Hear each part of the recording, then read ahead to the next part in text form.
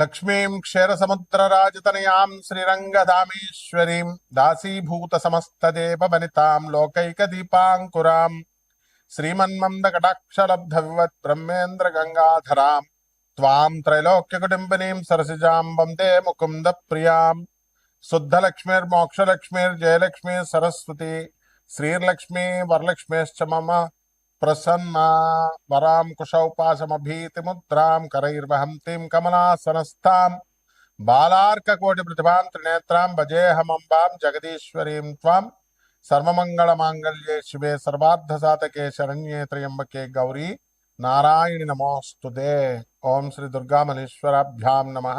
విజయవాడ కనకదుర్గాదేవ్యై నమః. మనకి ఇప్పుడు శుక్రమహాదశ, ప్రతి మనిషి కూడా శుక్రమహాదశ కోసం ఎదురు చూస్తూ ఉంటాడు. శుక్రమహాదశలోనే మనకి అక్రమార్జితమైనటువంటి ధన సంపాదన వస్తుంది అని శాస్త్రం చెప్తుంది. అయితే మనకు శుక్రుడు ఉన్నటువంటి పరిస్థితులను బట్టి ఈ యొక్క శుక్రమహాదశ అనేటటువంటిది అక్రమార్జితమా న్యాయార్జితమైనటువంటి ధనాన్ని ఇస్తుందా అన్నది చెప్పబడుతుంది అన్నమాట. అలాగే ఇప్పుడు ప్రస్తుతము డిసెంబర్ 5, 2025 సంవత్సరం నుంచి ఫిబ్రవరి 1వ తేదీ 2026 సంవత్సరం వరకు కూడా శుక్ర మోఢమి జరుగుతోంది. అంటే మనకి ధనాన్ని ఇచ్చేది, భార్యనిచ్చేది, స్థలాలనిచ్చేది, ఇల్లుల్నిచ్చేది, సుఖ సంతోషాలనిచ్చేటటువంటి ఆ శుక్రుడే బలహీనుడైపోయాడు, అస్తంగత్వగతుడయ్యాడు. అంటే రవితో యూనియన్, రవితో కలిశాడు. కలవడం వల్ల ఏమవుతుందంటే ఈ రవి పెద్ద గ్రహం, చాలా బ్రైటర్ గ్రహం, చాలా లైట్ ఎక్కువ కదండి మనకి. ఈ శుక్రుడేమో కొంచెం కాంతి తక్కువ ఉన్నటువంటి గ్రహం. ఇప్పుడు బయట పట్టపగలు 12 గంటలకి మనం 200 వాట్ల బల్బు పెట్టామనుకోండి, ఎంత వెలిగిస్తున్న 200 వాట్లు ఆ పగలు అసలు ఏం కనబడదు. మనకు సూర్యుడి కాంతి ముందు అది కళావిహీనం అవుతుంది. అదేవిధంగా మనం అదే లైట్ని చీకటి గదిలో పెడితే 200 వాట్లు అంటే బ్రహ్మాండంగా గది అంతా కనబడుతుంది.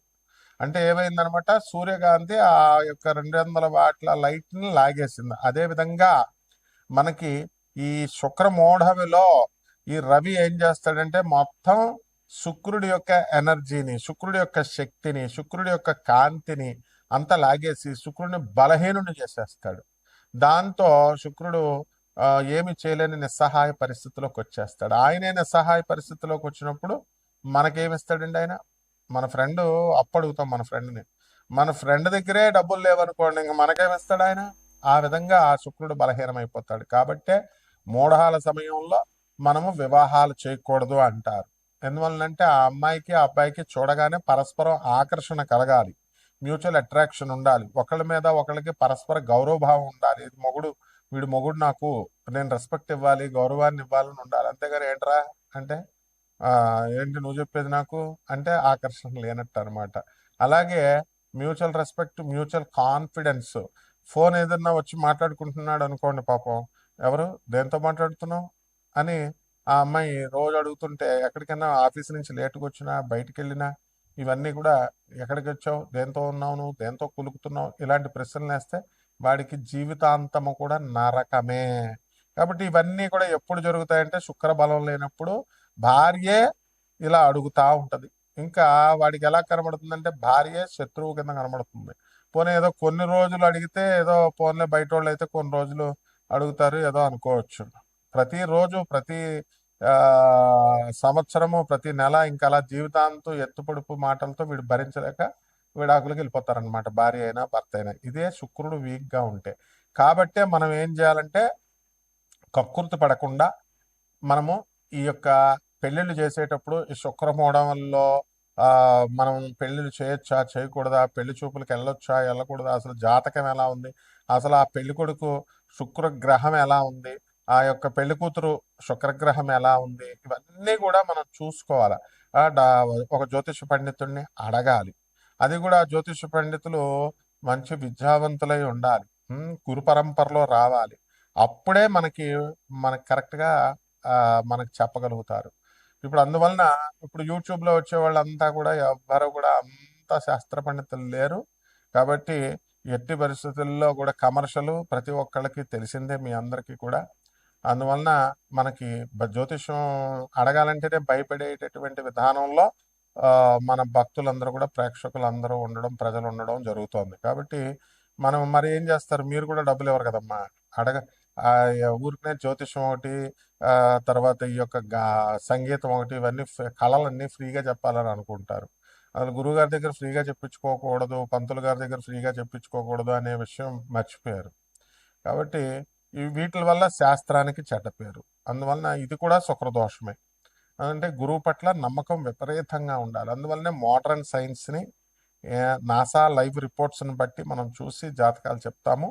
అలాగే ప్రాచీన జ్యోతిష శాస్త్ర మా గురుదేవుల యొక్క పరంపర నుంచి మధుర కృష్ణమూర్తి శాస్త్రి గారు, మా గురువు గారులు అందరూ కూడా, మరి సూర్యశ్రీ సిద్ధాంతి గారు పాలకొల్లు, అలాగే మనకి సుసర్ల దుర్గా ప్రసాద్ గారు రాజమండ్రి, ఇలా మంచి గురువులు ఉండేవారు. చల్లా రామగణపతి శాస్త్రి గారు రాజమండ్రి, చల్లా గణపతి శాస్త్రి గారు అన్నదమ్ములు ఇద్దరు కూడా రాజమండ్రి, వీళ్ళంతా కూడా. ఒక సూర్యశ్రీ సిద్ధాంతి గారు మాత్రం పాలకొల్లు. ఇలా రేలంగి గారు, నేమాని గారు, వీళ్ళంతా మహానుభావులు ఉండేవారు. పెద్ద తరం అదంతా వెళ్ళిపోయింది. ఇప్పుడు ఆ పరంపరలో మనకి మోహన్ పబ్లికేషన్స్కి వచ్చి వీళ్ళంతా కూడా పుస్తకాలు కొనడం, వెళ్ళడం, గొల్లపూడికి, రాజమండ్రిలో మాకు ఆ యొక్క సాహచర్యం దొరికింది. దానివల్లే లాస్ట్ 10 years మా మధురకృష్ణ శాస్త్రి గారు ఎంత జ్యోతిష దిగ్గజం అంటే, శకుంతలాదేవి కూడా లాస్ట్ 10 years ఆమె ఇండియన్ ఆస్ట్రాలజికల్ సొసైటీకి ప్రెసిడెంట్గా మా మధురకృష్ణ గురువు గారు ఉన్నప్పుడు ఇండియన్ ఆస్ట్రాలజికల్ సొసైటీ ప్రెసిడెంట్గా ఆ శకుంతలాదేవి గారు కూడా వచ్చేవారు. ఆంధ్ర యూనివర్సిటీకి వెళ్తూ రాజమండ్రి ఉమారామలింగ కళ్యాణ మంటపంలో మేము జ్యోతిష సదస్సులు నిర్వహించేవాళ్ళం. మరి అలాగే బెంగళూరు వెంకటరామన్ గారు, ఇటువంటి లెజెండ్స్ అనమాట వీళ్ళంతా జ్యోతిష్ శాస్త్రంలో. వాళ్ళు వచ్చి చెప్పేవారు. కాబట్టి మేమంతా చిన్నతనం నుంచి మా గురువు గారి దయ వల్ల వీళ్ళందరికీ కూడా మేము థీసిస్ సబ్మిట్ చేస్తూ సేవలు చేసుకునే మహద్భాగ్యాన్ని మా గురుదేవులైనటువంటి మధుర కృష్ణమూర్తి శాస్త్రి గారు మాకు కల్పించారు. కాబట్టి వారి యొక్క మా మధుర కృష్ణమూర్తి శాస్త్రి గారు ఎవరండి, ఆ తరం వాళ్ళు ఎవరు కూడా కమర్షియల్గా ఉండేవారు కాదు. కాబట్టి మనం అదే పరంపరను కొనసాగించాలి. కాబట్టి నాన్ కమర్షియల్ ఆస్పెక్ట్తో మనం జ్యోతిష్యంలో ఎవరికైతే కావాలనుకుంటున్నారో సందేహాలు, అటువంటి వాళ్ళందరూ కూడా వాళ్ళ యొక్క పూర్తి జాతకాన్ని మన ద్వారా తెలుసుకోవచ్చు. అంటే కంప్లీట్గా వాళ్ళ డేట్ ఆఫ్ బర్త్ అవి ఇవ్వాలి, ఇచ్చి వాట్సాప్ చేయండి. నాకు ఫోన్ చేస్తే మేము బయట ఉంటాము, ఎత్తలేము. సో అమెరికా మన ఆఫీసు. డబ్బుల కోసం ఏం భయపడద్దు, డబ్బులు కాదు. మనకు కావాల్సింది ఏంటంటే జగద్గురువులైనటువంటి స్వామి వివేకానంద, రామకృష్ణ పరమహంస, ప్రభాత్ రంజన్ సర్కార్, ఆనందమూర్తి గారు, రమణ మహర్షి, ఇటువంటి మహర్షుల దగ్గరికి మిమ్మల్ని నేను ఒక పోస్ట్ మ్యాన్ లాగా మిమ్మల్ని డ్రైవ్ చేస్తూ తీసుకెళ్లడమే మేము జ్యోతిష్యం చెప్పడంలో ఉద్దేశం. కాబట్టి నేను ఒక ప్రొఫెసర్గా మరి ఈ యొక్క ఆనంద మార్గాకి ఆశ్రమానికి 200 దేశాల్లో మా యొక్క బ్రాంచీలు ఉన్నాయి. 300 బ్రాంచీలు ఇండియాలో ఉన్నాయి. అనాథ పిల్లల్ని మేము పోషిస్తాము. అలాగే స్కూల్లో చాలా తక్కువ ఖర్చుతో మేము మా స్వామీజీలు అందరూ కూడా 10,000 మంది స్వామీజీలు అందరూ కూడా చూసుకోండి. ఆనంద మార్గ ఆశ్రమం అని గూగుల్ చేయండి, యూట్యూబ్లో చూడండి, అన్నీ ఉంటాయి. అంత ఇంటర్నేషనల్ సొసైటీ అది. కాబట్టి మీరంతా కూడా కక్కుర్తి పడద్దు ఈ శుక్రగ్రహం గురించి తెలుసుకోవడానికి. ఆ శుక్రగ్రహం యొక్క ఫలితాల గురించి, మీకు ఇచ్చేటటువంటి ప్రతికూల ఫలితాల, ఇవన్నీ కూడా మనం తెలుసుకుందాం. కాబట్టి మన ఛానల్కి చక్కగా సబ్స్క్రైబ్ చేయండి, లైక్ చేసుకోండి. మరి మా చక్కగా మీరందరూ కూడా మరి మౌర్య, మరి దత్తు, ఇలాగా మా వేణు, వీళ్ళంతా కూడా ఏదో వాళ్ళ తోచిన రీతిలో మీకు సేవలు చేస్తున్నారు. కాబట్టి ఉపయోగించుకోండి. మిగతా జ్యోతిష్కుల సంగతి నాకు తెలియదు, కానీ మనమైతే నాన్ కమర్షియల్ కాబట్టి జాగ్రత్తగా చూసుకోండి. ఇక శుక్రగ్రహం ఏ విధంగా 12 రాశుల వారికి, ద్వాదశ రాశుల వారికి అందరికీ కూడా ఏ ఏ రాశుల వారికి ఎలా చేస్తుంది అన్నది విడివిడిగా మనం ఒక్కొక్క రాశిని మనం చూసి తెలుసుకుందాం. కుంభరాశి అండి. కుంభరాశి వారికి అందరికీ కూడా మనకు తెలుసు, ఇప్పుడు ఏలినాటి జరుగుతుంది. కాబట్టి ఏలినాటి జరుగుతున్నప్పుడు అంతా కూడా మనం ఏ పని చేసి వచ్చినా సరే కలిసి రావట్లేదు అని అనిపిస్తూ ఉంటుంది. అది నిజం కూడాను. అయితే ధనాన్ని బాగా సంపాదించారు ఇన్ని సంవత్సరాలు కూడా. మరి అది ఇప్పుడు ఏలినాటి టైంలో ఖర్చు పెట్టడము, లేకపోతే ఈ యొక్క ధన నష్టము, నమ్మి వ్యాపారంలో పెట్టుబడి పెట్టినటువంటి వాళ్ళ లాసులు రావడము, ఇలాంటివన్నీ కూడా జరుగుతాయి. ఈ యొక్క మీడియా రంగంలో ఉన్నటువంటి వాళ్ళకి అధిక లాభాలు, రావడము అనేటటువంటిది కుంభరాశి వారికి ఈ సంవత్సరంలో కలుగుతుంది. జన్మంలో ఉన్నటువంటి రాహుగ్రహ ప్రభావం వలన మనకేమవుతుందంటే అనుమానం అనేటటువంటిది బాగా ఎక్కువగా ఏర్పడుతుంది. కాన్సంట్రేషన్ ఇవన్నీ కూడా మనం ఎక్కువగా పెట్టుకోమన్నమాట. ప్రతి దాని మీద కూడా చంచలత్వం అనేటటువంటిది ఉంటుంది. కొత్త కొత్త ఉద్యోగాలు చేయాలని ప్రయత్నిస్తూ ఉంటారు. అయితే ఆ ప్రయత్నాలన్నీ కూడా సఫలం కావు. అలాగే విదేశాలకు వెళ్ళాలని చాలామంది ట్రై చేస్తూ ఉంటారు. వీళ్ళకి కొంతమందికి విదేశాలకు వెళ్ళేటటువంటి అవకాశం వస్తుంది. అలాగే వాళ్ళ కుంభరాశి వాళ్ళ పిల్లలు మనం కనుక తీసుకున్నట్లయితే ఈ పిల్లలంతా కూడా వాళ్ళకి విదేశాల ప్రయత్నాలు చేస్తున్నారండి, కానీ ఇంకా అవ్వట్లేదండి అని బాధపడేటటువంటి వాళ్ళు చాలామంది ఉన్నారు. అటువంటి వాళ్ళకి త్వరలో వీళ్ళకి ఫలితాలు రావడం అనేటటువంటివి జరుగుతాయి.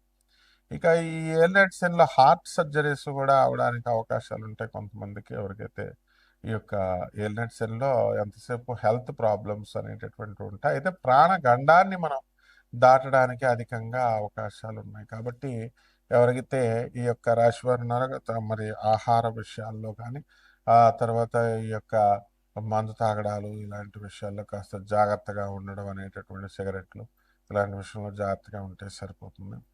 అండ్ కొత్త కొత్త ఉద్యోగాల్లోకి వీళ్ళు ప్రవేశించడం జరుగుతుంది. ఇక పరిహారాల దగ్గరికి వచ్చేసరికి ఏలినాటి శని కాబట్టి శని జపం చేసుకోండి, శని స్తోత్రాలు చదవండి, శనికి కిలోంపావు నల్ల నువ్వుల్ని నల్లని వస్త్రాన్నిచ్చి పేద బ్రాహ్మణులకి శనివారం నాడు ఉదయం 8 గంటలకు దానం చేసుకోండి. అలాగే దశమహావిద్యల్లో ఒకటైనటువంటి మహాకాళి అమ్మవారి యొక్క హోమాన్ని మీ ఇళ్లలో జరిపించుకోవడం, అదేవిధంగా ఆ అమ్మవారి యొక్క జపాన్ని మీరు చేసుకోవడము, జమ్మి చెట్టు కానీ రావి చెట్టు కానీ మీరు ప్రదక్షిణలు చేసుకోవడం, బెజవాడ కనకదుర్గమ్మ దేవస్థానానికి వెళ్ళి అమ్మవారిని దర్శించుకోవడము, పూజలు చేయించుకోవడం ఇలాంటివన్నీ కూడా బ్రహ్మాండంగా కలిసి వస్తాయి. శుభమస్తు.